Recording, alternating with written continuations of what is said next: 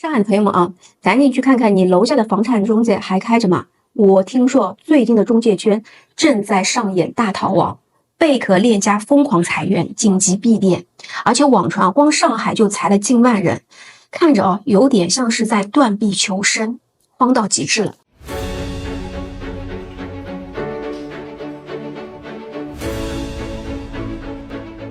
今年这个实体真难做啊，做链家的都能倒闭，倒闭了之后链家立马把门都给摘了，真的是非常的迅速啊。干了1年多的地方，今天也要关门了，相信9月份会有更多的中介门店陆陆续续关门。家撤了啊，今天下午刚刚撤的。这家店是17年，当时我就在这家店开店的时候就是我在啊，80年初大概这家一居房有。我们送走了隔壁原先的中原啊，现在链家也走了。最初那边角落还有一家我爱我家，已经送走了3家大公司了啊。这生意真难干，上市公司我爱我家都关门了。今天带大家看一下这个万达对面的一个商铺，产证面积的话是150平米，做了上下3层。然后跟着我镜头来看一下。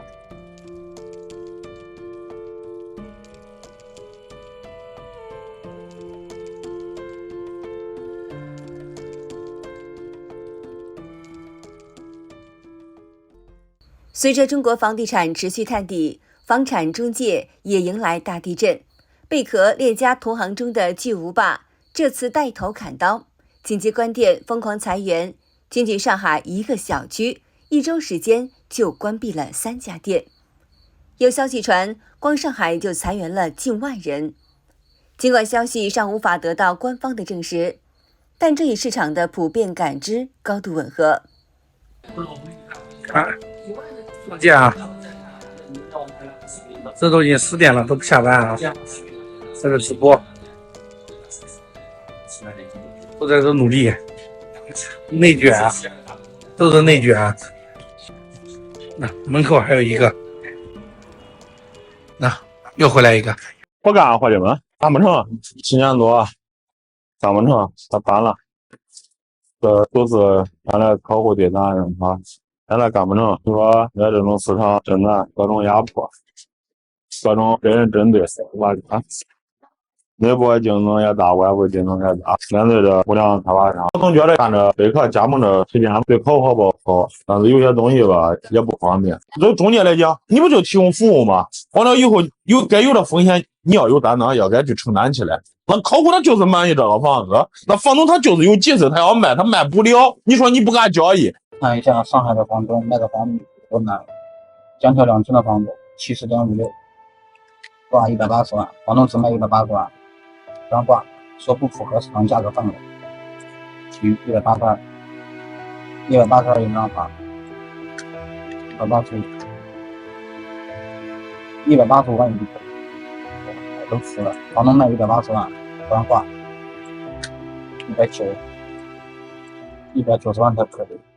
有观点认为，在北京、上海、广州、深圳这4大1线城市里，几家老牌房产中介公司几乎是垄断了市场的80%以上的成交份额。房产中介生存直接取决于市场的成交量。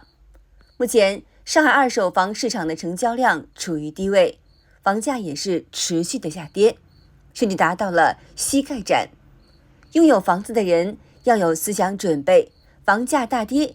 如果能卖出房，还算是幸运的；如果彻底没有流动性了，肯定会出现空前的灾难。因为中国人的财富70%都在房产里。那就这个楼上啊，4楼啊，一刀砍到骨头了啊！有一个3房300多万，现在一刀被砍到200多万啊！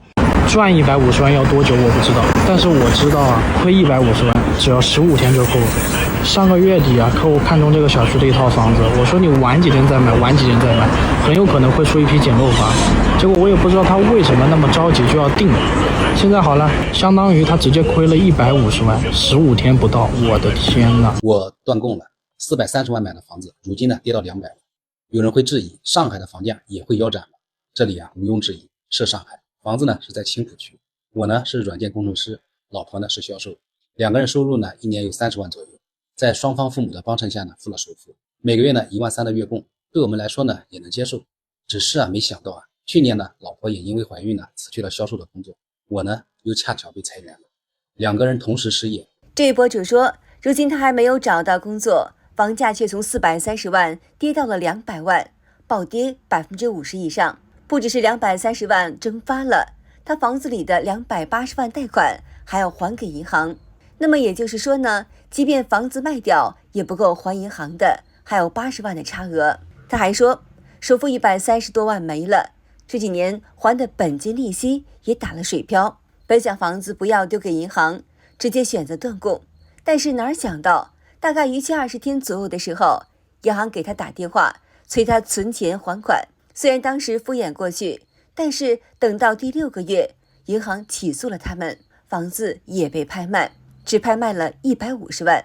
法院说他们还有130多万的差额，而且产生的律师费、诉讼费、罚息等等各种费用都必须要偿还。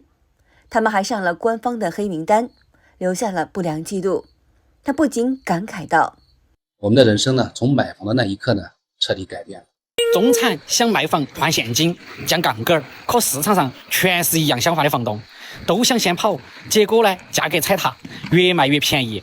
买房的也不傻，看到这么多抛盘的还降价，哪个现在还敢去接盘？最后大家都在观望等底部。以前是卖旧买新，现在旧的卖不掉，新的买不起，就算老房子勉强卖了，价格也上不去，哪个板块都是一样的。现在中产进入新一轮的资产保卫战，严峻得很。不卖吧，看着房子在跌；卖吧，这个价格看到真的是心痛啊！中产变无产，大概就是失业之后最现实的状态了。上海中产失业，44岁，我失业已经4个月了。失业后，除了时间是富裕的，其他东西都在减少。首先，我将所有不必要的开支全部都暂停了，比如我辞退了家里的这个钟点工，改为自己打扫了，外卖也都不叫了，每天我自己去菜市场买菜，然后自己做饭，衣服呢也都不买了，还有戒烟。这位男子说，因为考虑到要降低消费，所以除了特别远的地方需要开车外，其他情况基本上都是步行，或者是搭地铁、骑单车。另外，上海房子也打算卖掉，一方面是现在需要钱缓解压力，另一方面是上海的房子还在不断的贬值，留着也等于没钱。昨天刷到说金鸿来倒闭了，我都不太相信。今天早上来店里面才发现真的是关门了。我还说的这都是在那造谣的，人家就休息1天就说人家倒闭了，谁知道这个真关门了。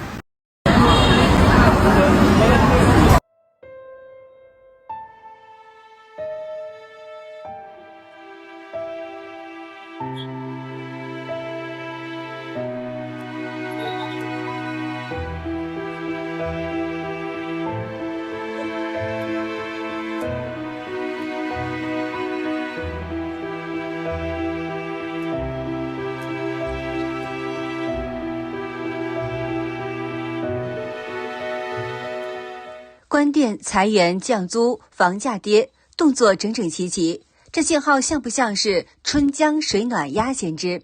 又是最真实的大陆体温计。上6天休1天，简称单休。有的它甚至不是单休啊，它是月休4天。你是不是以为这俩好像没有什么区别？其实它还真有区别。1个月有4周半，单休的话2个月就是休9天，而月休4天2个月才休8天。而且很多公司的单休，它还不是能让你随心所欲的休，就是你不能每周固定，比如周6或者周日休1天，你还得看领导的脸色，看领导的心情。看有些公司它已经把这个单双休写在这个福利里面，要是双休算在这个福利里边，我也认了。什么时候单双休它也成福利了？但今天我必须说句掏心窝子的话，能不上2班倒就千万别去，尤其是这种12个小时通宵的夜班。为什么？因为它在无声的杀人，加速衰老。夜班就是皮肤的催化剂，暗沉、皱纹、痘痘，别人在睡觉修复，你还在透支青春，还会疯狂的掉头发。你看，头顶热见稀疏，夜班带来的激素紊乱还有压力，就是脱发的帮凶。器官受损，你的心、肝、胃、肾，所有器官都需要有规律的休息。长期的昼夜颠倒，就是在让他们超负荷运转，提前报废。你肯定想说，反正我还年轻，扛得住。可病痛不会跟你打招呼，它总是突然的袭击。不要等到体检报告一片飘红的时候，躺在病床上插着管子才捶胸顿足的说后悔。我感觉我自己要死了，真的，我已经上了2天的夜班了啊！从晚上的8点到早上的8点，真的，明明白天我都已经补过觉了，但是晚上我还是会困。上了夜班之后，白天困，晚上还困。天哪，我真是醉了，真是太伤身体了。这个夜班，真不知道这12小时2班倒是在搞什么鬼呀？但是在中国大陆，为了攒钱，为了生活，甚至为了扛起家计，一些00后还是会选择当苦力。一位2001年出生的女孩子就是其中的一个。她每天在建筑工地工作10个小时，冒着烈日蹲在地上绑钢筋，工作也让她的皮肤变得粗糙黝黑。一天差不多10个小时，刚开始是脚酸，站都站不起来，320一天。农村人是靠住庄稼养活我和妹妹。未来的话，就是我想多存点钱，然后让爸爸妈妈不要浪费。好的，今天就和大家聊到这儿了，请您记得点赞、订阅、留言，并且分享给您的朋友们。感谢您的支持，我们下期节目再见。